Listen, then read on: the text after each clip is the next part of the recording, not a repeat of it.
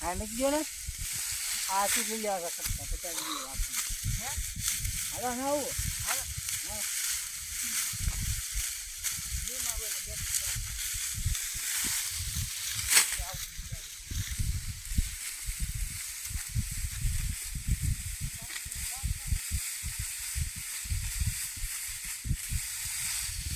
હા હા નમસ્કાર મિત્રો, જો અત્યારે આ સુરત દાદા એકદમ મધ્યાહનનો તપીને માથે આવી ગયો છે અને 1 વાગી ગયો છે અને લગભગ અત્યારે 38 થી 40 સેલ્સિયસ ડિગ્રી તાપમાન હશે.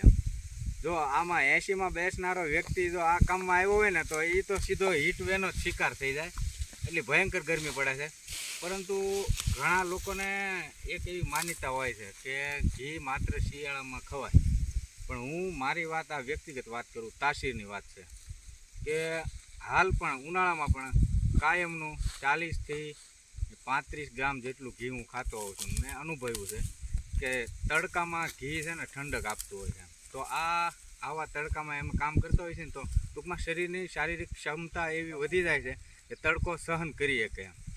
તો ઘી તો હરેક ઋતુમાં ખાઈ શકાય, પણ તમારી તાસીર જોઈને ખવાય એમ. તમને થતું છે કે આ એલા ગોગલ્સ પહેરીને ઝાર વાઢે છે, તો આધુનિક ખેડૂત છે ભાઈ. અને તકલીફ એવી થઈ છે, કાલ ઝાર વાટતા હતા ને તો એક આંખમાં ઝોંકો વાગી ગયો ને એટલે નક્કી કર્યું કે ભાઈ આ ગોગલ્સ આપણે પહેરીને ઝાર વાટવીએ. અને ખેડૂતનું જીવન ભાઈ આવું હોય છે. અને આ ગૌશાળા જો આપણે આંકીએ ને ભાઈ તો આ બધું કરવું પડે. 80 રૂમમાં બેઠા બેઠા ગૌશાળાનું સંચાલન થઈ શકે ને એવી સ્થિતિ આપણી હાલ નથી. હા, એક સ્થિતિ એવી આવે ત્યારે આપણે માણસો દ્વારા બધું કરાવી શકીએ, પરંતુ આપણે ઝીરોમાંથી હીરો થવું હોય ને ઉપર જવું હોય ને તો આ બધી મહેનત કરવી પડે.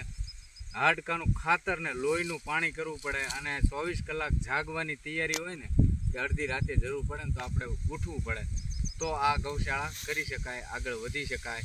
અને હાલ દુનિયાની અંદર માર્કેટિંગનો આવડો મોટો સ્કોપ છે કે તમારામાં તેવડ હોય ને તો તમે ગમે એનું કામ કરી શકો, ધંધો કરી શકો, એવું બધું છે. અને અમારા ખેડૂતનું જીવનવાલા આવું હોય છે. વિડીયો ગમે તો આગળ શેર કરજો. અને ખેડૂત મિત્રો, આ તડકા તો રહેવાના છે પણ જાળવજો.